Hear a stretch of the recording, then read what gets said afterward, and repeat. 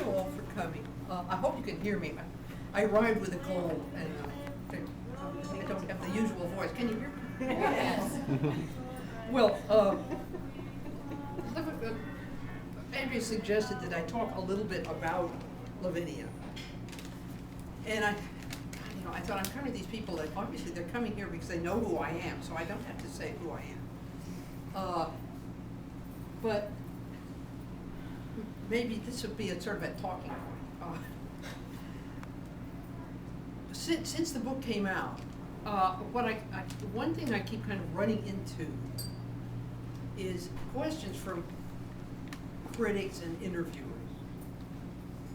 And they say, well, you've always written about the future. And so now you're doing an historical novel, and sort of, well, why is that? And was it hard to make the shift and stuff like that? And I always sort of go,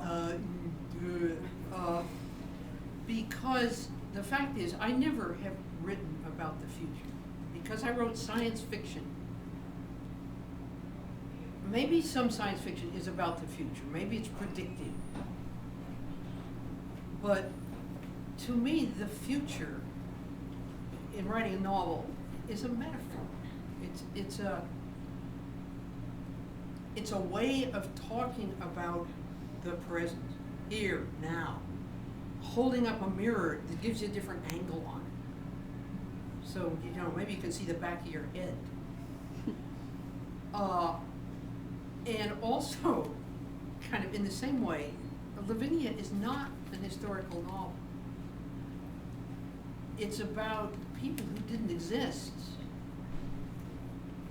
in I made it Bronze Age Italy, because that's what it kind of figures out to be. And I did a little research on the Bronze Age. Okay, that's not history. We have no history of the Bronze Age. It's prehistory. It's all guesswork and archaeology. And then it's all Virgil, a poet, an epic. So we're dealing actually in both cases, whether they call it the future or they call it the past, with completely mythical territory. So the difference between writing a science fiction work, maybe, where I make up a world, and writing something like Lavinia, where I enter Virgil's world in a way which he made up.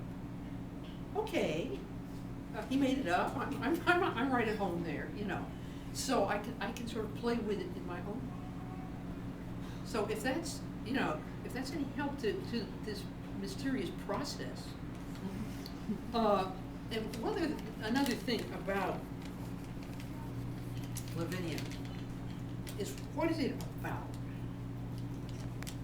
And obviously, I had a ball taking this character that Virgil sort of didn't have time and room to do anything with, and sort of saying, okay, here's this girl who, has to marry this hero. Well, what does she think about it? Because that's, what we don't learn from Virgil. We don't really learn what Aeneas thinks about it either. They both just have to do what destiny makes them do. But okay, I could make a novel out of it. So I've got a character, Lavinia, whom I could make up because Virgil didn't. And I've got a romance, because I think Aeneas is a very cool hero. So my Lavinia could fall in love with him quite easily because I was slightly in love with him myself. But is that what the book is about? I don't think it is.